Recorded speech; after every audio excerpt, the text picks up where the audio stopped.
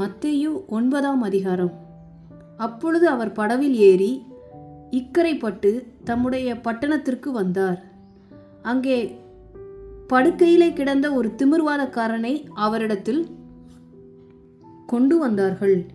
இயேசு அவர்களுடைய விசுவாசத்தை கண்டு திமிர்வாதக்காரனை நோக்கி, மகனே, திடன்கொள், உன் பாவங்கள் உனக்கு மன்னிக்கப்பட்டது என்றார். அப்பொழுது வேதபாரகரில் சிலர், இவன் தேவ தூஷணம் சொல்லுகிறான் என்று தங்கள் உள்ளத்தில் சொல்லிக் கொண்டார்கள். இயேசு அவர்கள் நினைவுகளை அறிந்து, நீங்கள் உங்கள் இருதயங்களில் பொல்லாதவைகளை சிந்திக்கிறது என்ன? உன் பாவங்கள் மன்னிக்கப்பட்டது என்று சொல்வதோ, எழுந்து நடவென்று சொல்வதோ எது எளிது?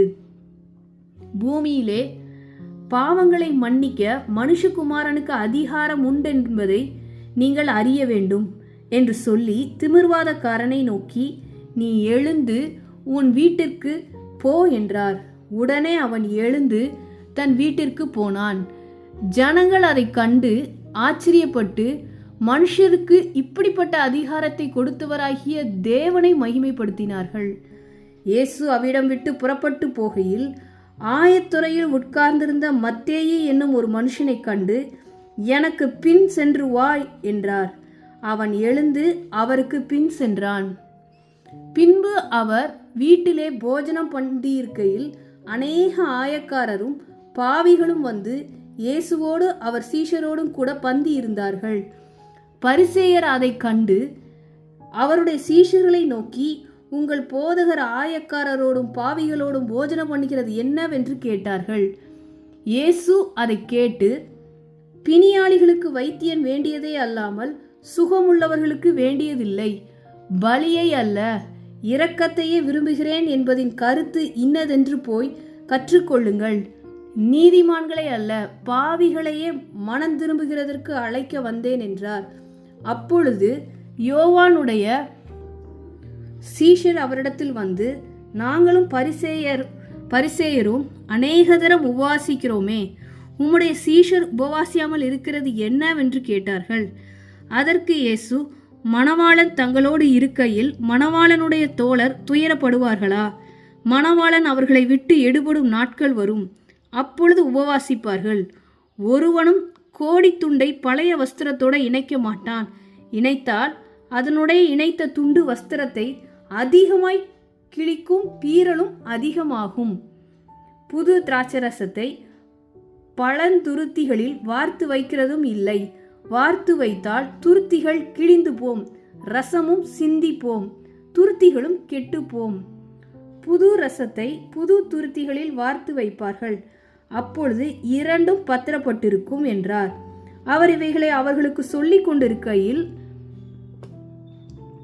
தலைவன் ஒருவன் வந்து அவரை பணிந்து, என் மகள் இப்பொழுதுதான் மரித்து போனாள், ஆகிலும் நீர் வந்து அவள் மேல் உமது கையை வையும், அப்பொழுது பிழைப்பாள் என்றார். இயேசு எழுந்து தம்முடைய சீஷரோடு கூட அவன் பின்னே போனார். அப்பொழுது 12 வருஷமாய் பெரும்பாடுள்ள ஒரு ஸ்திரீ, நான் அவருடைய வஸ்திரத்தை ஆகிலும் தொட்டால் சொஸ்தமாவேன் என்று தன் உள்ளத்திலே எண்ணிக்கொண்டு அவர் பின்னாலே வந்து அவருடைய வஸ்திரத்தின் ஓரத்தை தொட்டாள். இயேசு திரும்பி அவளை பார்த்து, மகளே, திடன்கொள், உன் விசுவாசம் உன்னை ரட்சித்தது என்றார். அந்நேரம் முதல் அந்த ஸ்திரீ சொஸ்தமானாள். இயேசுவானவர் தலைவனுடைய வீட்டிலே வந்து தாரை ஊதுகிறவர்களையும் இறைகிற ஜனங்களையும் கண்டு, விலகுங்கள், இந்த சிறு பெண் மரிக்கவில்லை, நித்திரையா இருக்கிறார் என்றார். அதற்காக அவரை பார்த்து நகைத்தார்கள். ஜனங்கள் வெளியே துரத்தப்பட்ட பின்பு அவர் உள்ளே பிரவேசித்து அந்த சிறு பெண்ணின் கையை பிடித்தார். உடனே அவள் எழுந்திருந்தாள். இந்த சங்கதி அத்தேசம் எங்கும் பிரசித்தமாயிற்று. இயேசு அவ்விடம் விட்டு போகையில் 2 குருடர் அவர் பின்னே சென்று, தாவீதின் குமாரனே, எங்களுக்கு இரங்கும் என்று கூப்பிட்டார்கள். அவர் வீட்டிற்கு வந்த பின்பு அந்த குருடர்கள் அவரிடத்தில் வந்தார்கள்.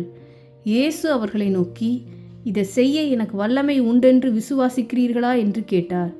அதற்கு அவர்கள், ஆம், விசுவாசிக்கிறோம் ஆண்டவரே என்றார்கள்.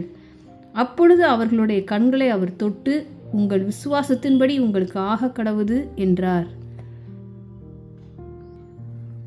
உடனே அவர்களுடைய கண்கள் திறக்கப்பட்டது. இதை ஒருவரும் அறியாதபடிக்கு எச்சரிக்கையாய் இருங்கள் என்று இயேசு அவர்களுக்கு கண்டிப்பாய் கட்டளையிட்டார். அவர்களோ புறப்பட்டு அத்தேசமெங்கும் அவருடைய கீர்த்தியை பிரசித்தம் பண்ணினார்கள். அவர்கள் புறப்பட்டு போகையில் பிசாசு பிடித்திருந்த ஊமையான ஒரு மனுஷனை அவரிடத்தில் கொண்டு வந்தார்கள். பிசாசு துரத்தப்பட்ட பின்பு ஊமையன் பேசினான். ஜனங்கள் ஆச்சரியப்பட்டு, இஸ்ரவேலில் இப்படி ஒரு காலமும் காணப்படவில்லை என்றார்கள். பரிசேயரோ, இவன் பிசாசுகளின் தலைவனாலே பிசாசுகளை துரத்துகிறான் என்றார்கள். பின்பு இயேசு சகல பட்டணங்களையும் கிராமங்களையும் சுற்றி நடந்து ஜெப ஆலயங்களில் உபதேசித்து ராஜ்யத்தின் சுவிசேஷத்தை பிரசங்கித்து ஜனங்களுக்கு உண்டாயிருந்த சகல வியாதிகளையும் சகல நோய்களையும் நீக்கி அவர்களை சொஸ்தமாக்கினார். அவர் திரளான ஜனங்களை கண்ட பொழுது அவர்கள் மேய்ப்பனில்லாத ஆடுகளைப் போல தொய்ந்து போனவர்களும் சிதறப்பட்டவர்களுமாய் இருந்தபடியால் அவர்கள் மேல் மனதுருகி தம்முடைய சீஷர்களை நோக்கி, அறுப்பு மிகுதி, வேலையாட்களோ கொஞ்சம், ஆதலால் அறுப்புக்கு எஜமான் தமது அறுப்புக்கு வேலையாட்களை அனுப்பும்படி அவரை வேண்டிக் கொள்ளுங்கள் என்றார்.